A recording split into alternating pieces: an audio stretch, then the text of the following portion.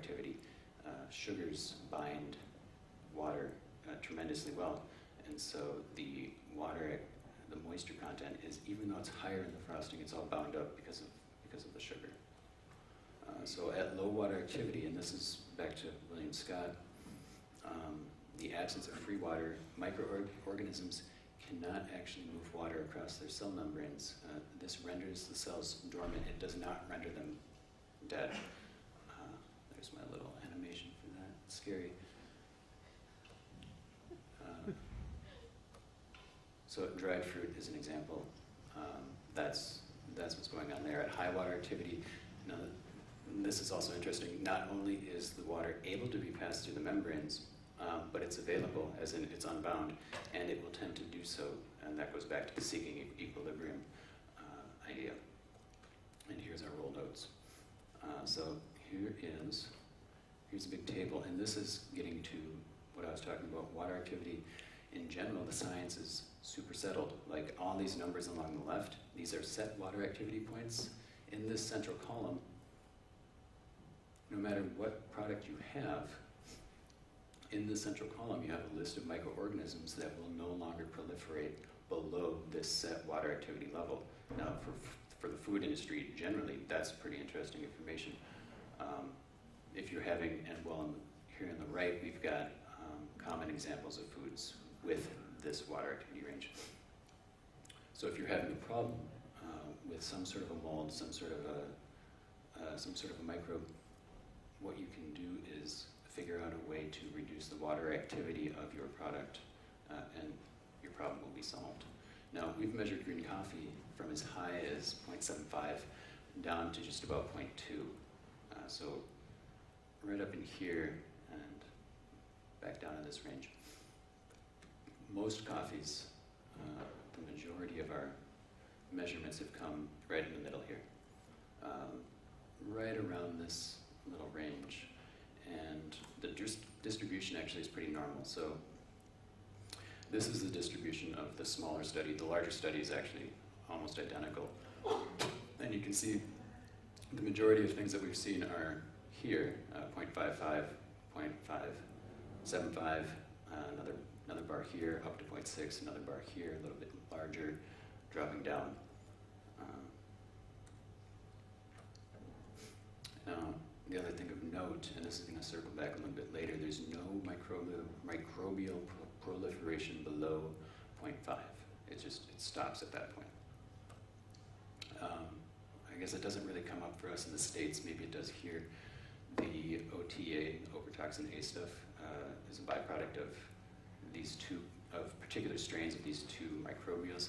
These are both inhibited generally higher than most green coffee that we've seen is ever at. So the only time that this is actually a problem would be through the drying process. You have to have exceptionally high moisture content just to hit a 0.75, and it's going to be flagged already. There's going to be problems all over that coffee. You're probably not going to be looking at it. So respiration. Green coffee retains the vegetative characteristic of respiration. This is a process, it occurs with coffee beans, of course, are coffee seeds. And even if a seed is no longer viable as a bean, it still retains this characteristic. And basically, this is what the seed is doing to try to become a plant. Or these are the processes that nature has created around this seed in order for it to be able to become a plant in a not perfect environment. And this was pulled from Mr. Vitchin's Big Blue Book, Coffee Growing, Processing, Sustainable Production. So we were talking a little bit, Morton was talking a little bit earlier about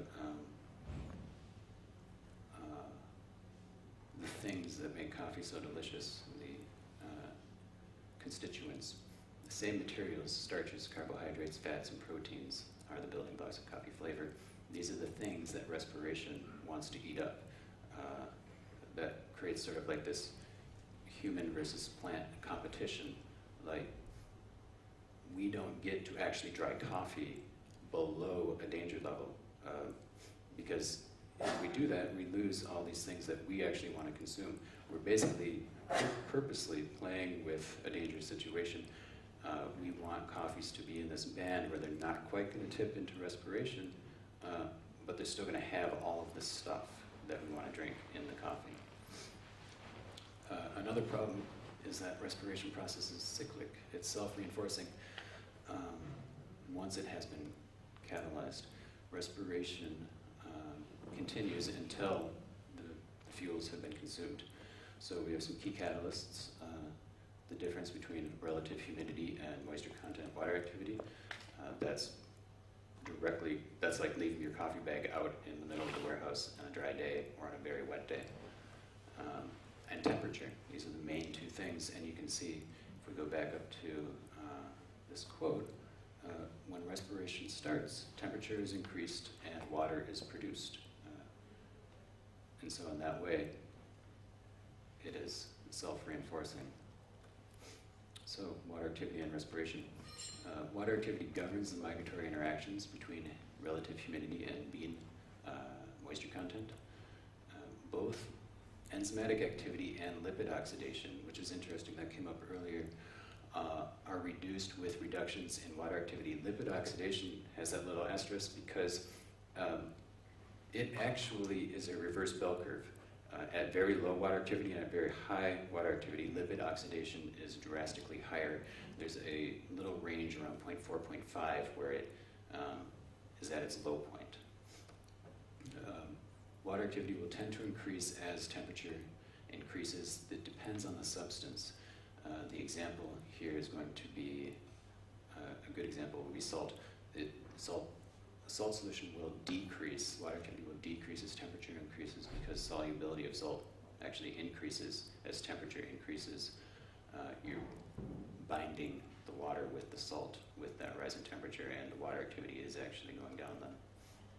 So the idea basically is that water activity either directly governs or significantly influences on the main factors of respiration, and that the water activity factors are increased with increased respiration. So water activity, moisture content, and scores. We're going to start very broadly in the very general sense. Of that 2,200 coffee data set, the average score, without looking at anything, is 84.24.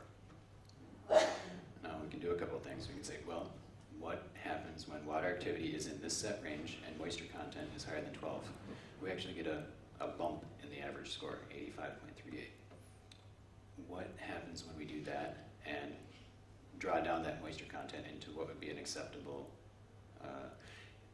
range? 7.6 is pretty low. It actually correlates to 0.351, and one of the things that I did with my charts was I put a bunch of sliders on my charts and just kept drawing down water activity until I actually saw a problem in actual recorded cup scores, and I brought it all the way down to 0.351 before I saw any kind of a problem whatsoever.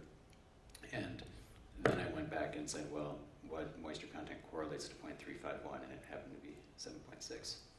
So the average score here is still good. It's above our data set average. Oh, okay. 84.7. Now, when water activity is above 0.59, and 0.59 is roughly corollary to 12%, and moisture content is in that good range, we've got 83.31. Now, we're just looking at a single point drop, which you could easily make up, as I was saying earlier, with panel variation. However, what we're doing here is we're looking at a relatively large data set, and to see this start to shake out is at least enough to pique some interest. And now again, when they're both high, 83.3, almost the same score. So there are a ton of variables at play in this.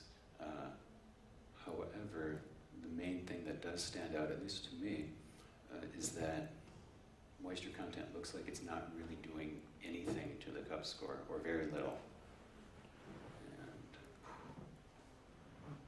just so you can take a look at, have a little visual on that, this is what that looks like. This is that average. These next two over here are the two high moisture bars, and these are the ones with the, what I'm tentatively calling the OK band for water activity. I'm going to refine that even by the end of this presentation, though.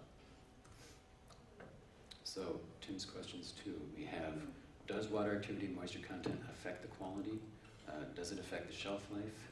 Is there an ideal level for both of these measures? What are the challenges? How does it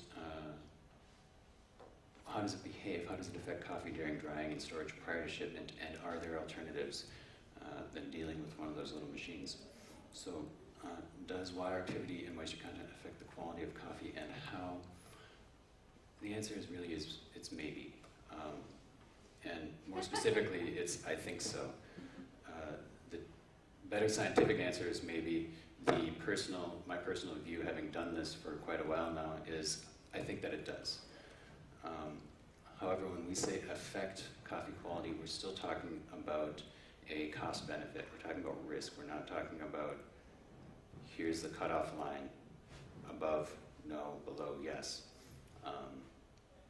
Variables and confounding factors they're more than numerous, they're super numerous.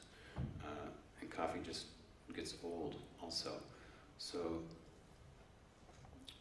there's this question about not actual seed viability, but this idea of coffee versus lentils, for example. Apologies if you're like a lentil connoisseur and I'm getting this way wrong, but I think with lentils you can just dry them to like nothing and not worry about it. You can be done with it. Coffee, at least specialty grade coffee, we can't actually do that. We don't have that luxury. And so we're stuck with this seed versus bean conundrum. Now, because we want to only dry coffee down into this little band,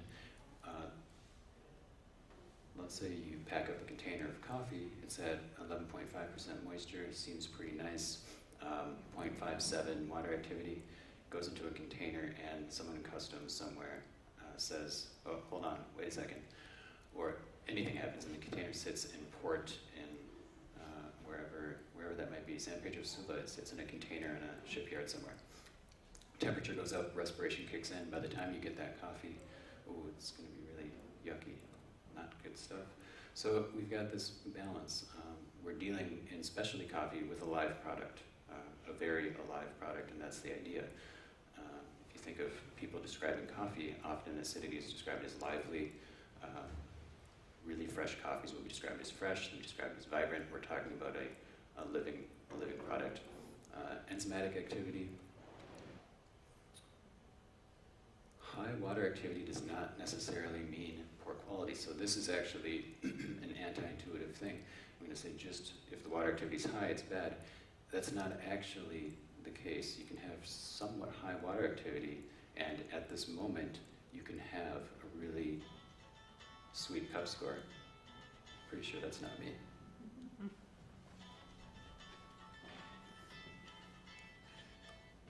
High water activity does increase the risk for overt problems, whether that's mold or, as we get to the next slide, degradation over time.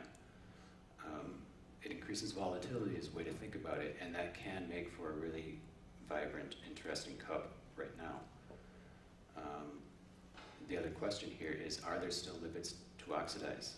Are there still sugars to consume? Are there still acids to release? All the things that respiration wants to do,